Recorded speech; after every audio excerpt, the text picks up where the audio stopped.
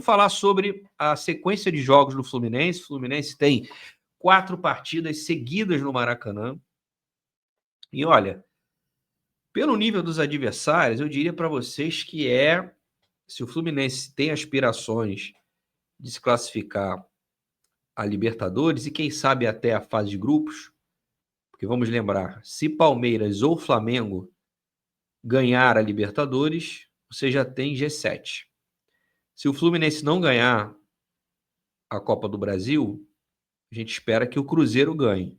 E aí viraria G8. O Fluminense hoje é o 7º colocado. Se tivermos G8, Fluminense em 7º, ele vai para tal pré-Libertadores. Mas, caso não seja campeão da Copa do Brasil, pode brigar para ficar entre os 6 e aí iria para a fase de grupos diretamente. Não dá para a gente descartar. Mas vamos lá. Vamos acompanhar aqui os jogos do Fluminense. Na tela aí para vocês. O próximo jogo, nós já sabemos, Fluminense e Juventude no Maracanã. Isso aqui, gente, esses 3 pontos são inegociáveis. Inegociáveis. O Fluminense precisa derrotar o Juventude por qualquer placar. Deixa eu mudar aqui, ficou feio pra caramba aqui. Agora sim, tô com o meu background aqui. Não dá para negociar outro resultado nesse jogo, quinta-feira, horário ruim pra caramba, 9h30 da noite. Eu não gosto desse horário, nunca gostei. Tem que ganhar. Tem que ganhar. Jogando bem, jogando mal, tem que ganhar. Esse jogo aqui não dá para pedir nada além de qualquer coisa, mesmo que o Fluminense jogue um futebol maravilhoso, eu vou estar aqui para elogiar, jogando pra cacete. Mas não, esse jogo aqui, eu até esqueço desempenho. Tem que ter resultado, tem que ganhar. Passão, a gente tem o Vasco. Aqui não é uma obrigação a vitória. O Fluminense fez um acordo, na minha opinião, muito saudável com o Vasco. Os 2 jogos no Maracanã, os 2 jogos pelo Brasileiro no Maracanã, com torcida dividida. Ó, parabéns para o presidente Mário e para o presidente Pedrinho. É isso. Futebol carioca é ou deveria ser isso. Eu não sou daqueles, vai dividir o estádio com o Vasco, eles vão botar mais gente. Aí é um problema nosso. Clássico no Maracanã, me desculpe quem pensa diferente, é a torcida dividida. Claro que a situação com o Botafogo é muito específica, porque o Botafogo faz questão de jogar no Engenhão, dando 10% para nós. Então, aí é a lei da reciprocidade. Aí a culpa não é do presidente Mário. O Botafogo, lá, o John Textor, quer agir dessa forma, que eu também discordo. Para mim, todo clássico é Maracanã, o estádio 50-50. E por conta disso, não dá para dizer que é uma obrigação ganhar do Vasco. O Vasco teve uma... não vou dizer sensível, não, cara. Acho que teve uma mudança substancial com o Diniz. O time do Vasco não é aquela porcaria, é um time ainda fraco, tem muitos elos fracos, como o nosso time também tem, mas não é uma equipe ridícula como era há pouco tempo atrás. Tá? Então, vai ser um jogo difícil, eu não posso dizer que é uma obrigação o Fluminense vencer. O mando de campo é do Vasco, mas isso aí é um mero detalhe, jogo 50-50. O jogo do Vasco vai ser uma segunda-feira. Eu falei do horário ruim do Juventude 9h30 e esse do Vasco 7h30 da noite, hein? 7h30 da noite, segunda-feira. Parabéns, hein, CBF, o detentor dos direitos dessa partida, que eu nem sei quem é, mas brincadeira. Esse horário aí, esse dia é dose para mamute. Depois vamos enfrentar o Internacional, sábado, dia 25. Esse, assim, é um bom horário. 5h30 da tarde, no Maracanã. É um time grande, o Fluminense está acostumado a vencer o Inter, mas é no Maracanã, cara. No Maracanã, me desculpa, o Internacional vive uma fase muito ruim. Então, para mim, o Fluminense, obrigação, acho que é um termo forte, mas é de bom tom que faça aí os 3 pontos. É um clássico do futebol nacional, eu quero ver desempenho sim, mas vamos ganhar, né? Quem quer pensar lá para cima e ficar pelo menos no G6 tem que ganhar do Inter. A mesma coisa, gente, o jogo seguinte, que também é no Maracanã, 4 seguidos, dia 29/10, dia do aniversário da minha querida avó, 7 da noite no Maracanã. Esse jogo vai ser uma quarta-feira. Fluminense, Ceará, isso aqui também inegociável. esses inegociáveis, esses 3 pontos. Tá certo?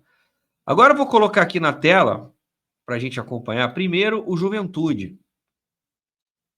Vou colocar aqui o Juventude, os últimos jogos do Juventude, para a gente ver quão importante é a vitória e obrigatória. Mais do que importante, é obrigatória. Vamos lá.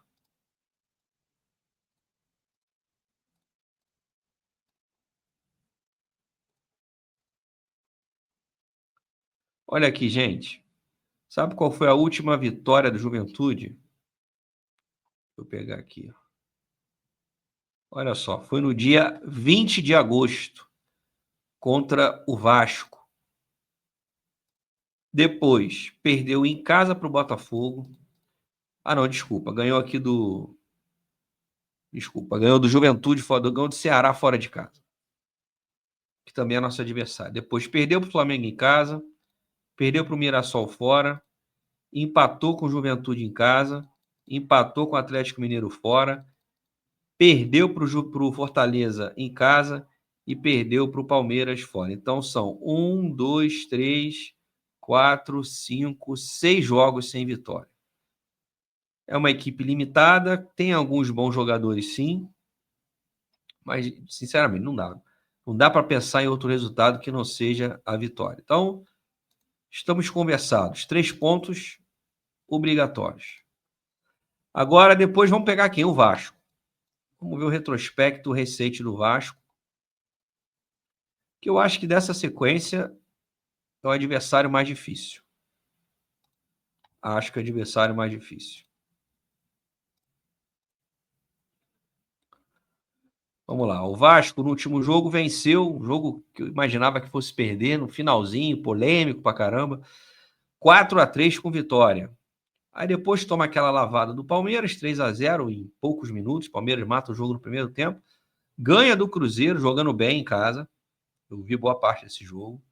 Ganha do Bahia. Empata com o Flamengo, um jogo equilibrado. Aqui empata com o Ceará. E aí tem o jogo da Copa do Brasil, né, que ele se classifica. Empata com o Botafogo, um jogo ruim e equilibrado. Ganha do Sport fora de casa, coisa que a gente não conseguiu. Aí tem um empate com o Botafogo, de novo na Copa do Brasil.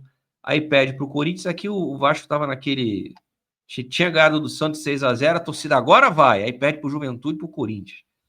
Mas é inegável que o Vasco com o Diniz é uma equipe muito mais organizada, joga um futebol melhor. Tem problemas, como eu falei, o elo fraco é a defesa, uma equipe que continua tomando muitos gols. O Vasco, salvo engano, eu vou até colocar aqui a classificação, ele tem um dos melhores ataques da competição e uma das piores defesas. Vocês verem a dificuldade de equilíbrio do Vasco. Vou colocar aqui para a gente acompanhar a classificação. Está aqui, ó. O Vasco ocupando a 11ª posição, 27 jogos, ou seja, está regular, 9 vitórias, 6 empates, 12 derrotas. Olha aqui, ó.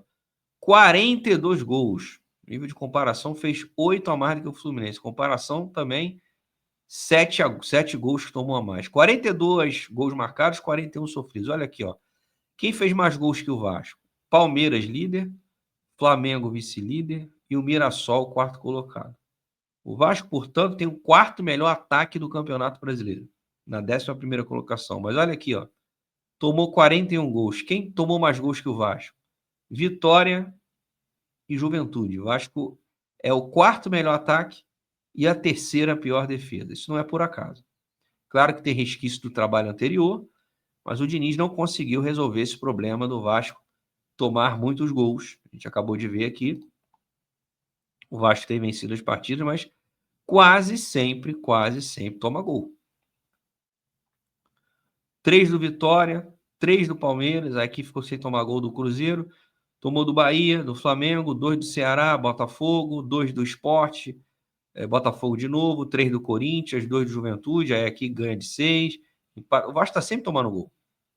Dificilmente o Vasco não toma gol. Então isso é um bom sinal para a gente, né? Vamos agora para o Inter. Vamos ver como é que está o desempenho do Internacional recente. Vocês verem a obrigação, não, a responsabilidade do Fluminense com esses jogos em casa. Olha aqui, ó. Internacional. Venceu o Botafogo.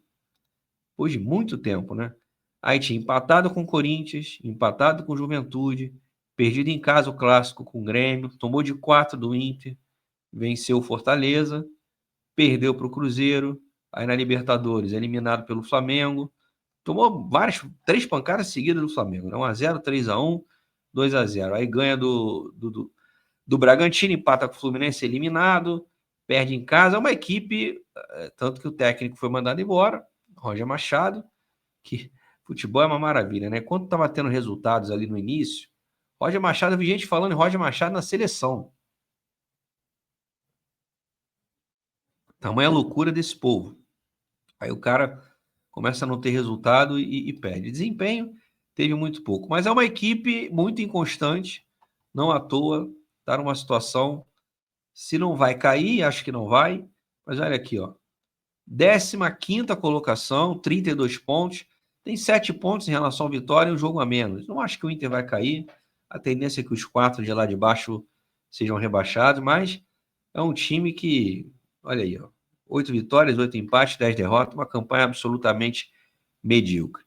Por fim, o Ceará. O Ceará que começou bem o campeonato, aquele fogo de palha a gente imaginou, né? O Ceará e o Mirassol começaram bem o campeonato. A gente fala, isso aí é fogo de palha. Daqui a pouco os dois estão lá embaixo, vão brigar para não cair. Não é bem assim, não, cara. Não é bem assim mesmo. Deixa eu botar aqui, pronto. Tá aí, os últimos jogos do Ceará meteu 3x0 no Santos, que é outra draga. Perdeu para o Vitória. Olha aí, ganhou do São Paulo, empata com o Bahia, empata com o Vasco, aí perde para o Juventude, empata com o Grêmio, perde para o Bahia na semifinal da Copa do Nordeste, ganha do Bragantino, perde para o Palmeiras, normal, empata com o Flamengo, ganha do Cruzeiro. O Ceará, acho que a gente fala que o Fluminense é o Robin Hood do futebol brasileiro, acho que é o Ceará, né? O Ceará ganha do Cruzeiro fora de casa e perde em casa para o Mirassol, perde para o Inter, aí perde para o Corinthians, aí empata aqui com o Sport na Copa do Nordeste. É uma equipe muito inconstante, mas, olha, faz um campeonato até digno. Ceará é uma equipe limitada, com baixo investimento. É uma equipe que faz poucos gols, 26 apenas, deve ser um dos piores ataques do campeonato. Olha aqui, ó. Só está na frente do Sport, Juventude, Vitória, Santos e Atlético Mineiro. 26, mas também toma pouco gol, 24. Talvez seja uma das melhores defesas. Olha, é assim, ó. Melhor defesa do Flamengo, tomou 13, Cruzeiro 20, Palmeiras 22, Botafogo 23 e está aqui o Ceará com a quinta melhor defesa do campeonato com 24 gols. É uma equipe chata, muito inconstante, muito irregular, mas o Fluminense está jogando em casa. Então, desses 12 pontos, cara, o Fluminense tem que fazer 10. 10 pontos. Se pensa em vaga na Libertadores, já tem que fazer 10 pontos para ir a 48. O que seriam esses 10 pontos, se a gente pudesse dividir? Vitória sobre o Juventude, um empate com o Vasco é um resultado aceitável, é um clássico. Mas se ganhar do Vasco, aí pode ter um gargalo ali de poder empatar outro jogo, na minha opinião. Aí tem o Inter, aí você pode trocar, pode ganhar do Vasco, empatar com o Inter, ganhar do Inter, empatar com o Vasco. Mas Ceará e Juventude tem que ganhar. Ganha de Vasco ou Inter e empata com os dois. 10 pontos em 12. Fechou. Tá legal, né?